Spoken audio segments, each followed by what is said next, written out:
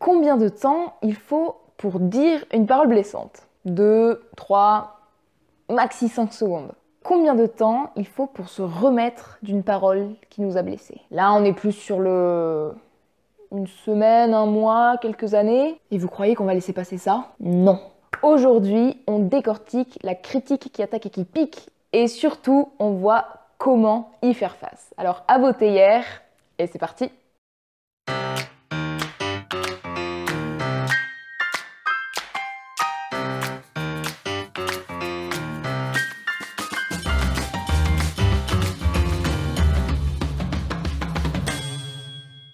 Si vous appréciez mes vidéos, n'oubliez pas de vous abonner en cliquant sur la petite théière et de me suivre sur Instagram. J'ai tout juste créé ma page qui s'appelle This is my cup of tea, barre du 8 FR. Voilà, je vous attends avec impatience.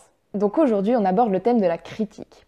Et je pense que la première des choses à faire quand on reçoit une critique, c'est de se demander si c'est une critique constructive ou une critique destructrice. La critique constructive, elle est super. Alors en pratique, c'est jamais spécialement agréable de se recevoir une critique, mais celle-là, elle est top parce qu'elle permet de nous améliorer. Donc en fait, elle s'accompagne d'explications, de justifications et surtout de conseils. Et du coup, elle peut vraiment nous permettre d'évoluer, de nous remettre en question. Et donc je pense que c'est vraiment un type de critique à prendre en considération parce qu'il est là pour nous aider. La critique destructrice, en revanche, très facile à repérer, elle sort potentiellement de nulle part.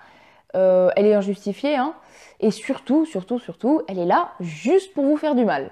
Mais qui a inventé ce concept? Dans cette vidéo, je vais me focaliser sur la critique destructrice, parce que c'est celle-là qui fait super mal. La première chose très importante qu'il y a à retenir de cette vidéo, c'est que la critique n'a de valeur que celle que vous lui donnez. Donc mon conseil, c'est n'en donnez pas aux critiques destructrices. Pourquoi une critique destructrice n'a objectivement aucune valeur et donc ne devrait pas vous atteindre? C'est très facile d'imaginer qu'une personne qui se sent bien dans sa peau, qui est heureuse, elle a aucun besoin de venir vous critiquer pour vous blesser.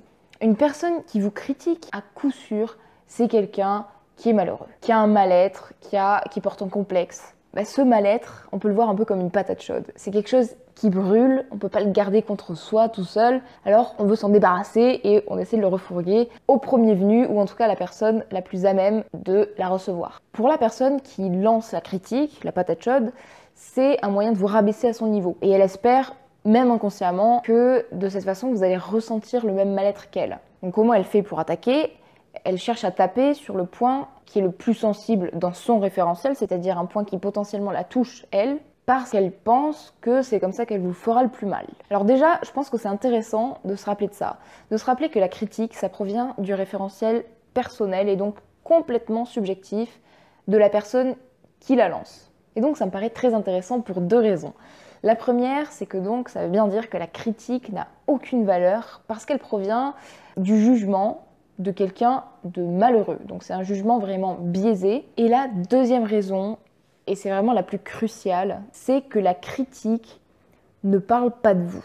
La personne qui vous lance une critique, sans le savoir, elle est en train de vous parler de son mal-être, de ses complexes à elle. Si quelqu'un essaie de me blesser avec une phrase du type « t'es moche », ok. Qu'est-ce que ça me dit, ça? Alors, soit ça veut dire que je réponds pas forcément à ces critères de beauté. Ok, j'entends. Mais ça me dit autre chose. J'entends surtout que la personne qui a un problème avec son rapport au physique, à la beauté, à son corps en général, c'est surtout la personne qui vient m'agresser avec ça. Une personne qui se sent bien dans sa peau, elle a aucun besoin de venir vous agresser avec des « t'es moche, t'es trop grosse », etc. Non. Elle est bien, elle a rien à se prouver. Ce qui est génial, c'est que quand on a compris que la critique ne parle pas de nous, ça devient super simple de s'en détacher. En fait, on s'aperçoit que ça ne nous concerne pas du tout. Et comme ça ne nous concerne pas, on n'est pas obligé de la recevoir. Je m'explique. Imaginez-vous une première personne qui a un cadeau, on va l'appeler Alice, et qui veut faire ce cadeau à Bob. Si Bob refuse le cadeau d'Alice, à qui appartient le cadeau? De toute évidence, le cadeau appartient encore à Alice puisque Bob n'en a pas voulu. Dans cette histoire, vous pouvez remplacer le mot cadeau par critique. Vous l'aurez compris, on peut refuser une critique comme on peut refuser un cadeau. Alors n'ayez aucun scrupule. Et une des clés pour vous permettre d'être encore plus imperméable à la critique, c'est de développer votre confiance en vous. Et d'ailleurs, c'est un super cercle vertueux parce que plus vous avez confiance en vous, plus vous rayonnez et moins vous attirez la critique. C'est merveilleux.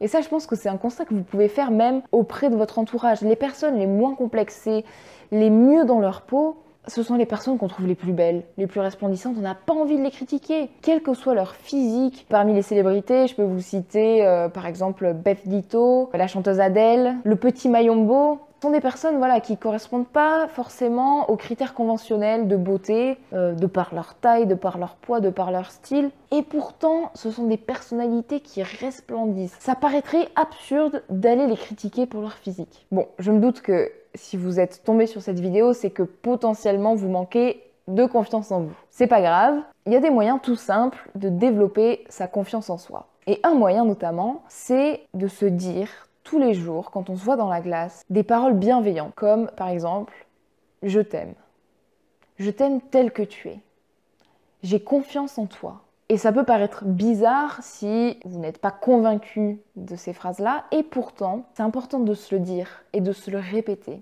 Plus vous le répétez, plus vous vous en imprégnez et vous vous en convainquez. Ne sous-estimez pas la puissance de la répétition. Rien ne résiste à la répétition. Rien ne résiste à la répétition. Rien ne résiste à la répétition.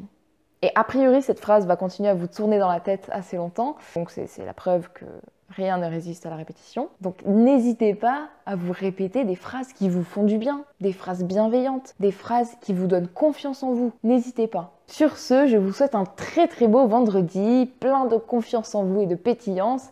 Et on se retrouve la semaine prochaine pour une nouvelle vidéo.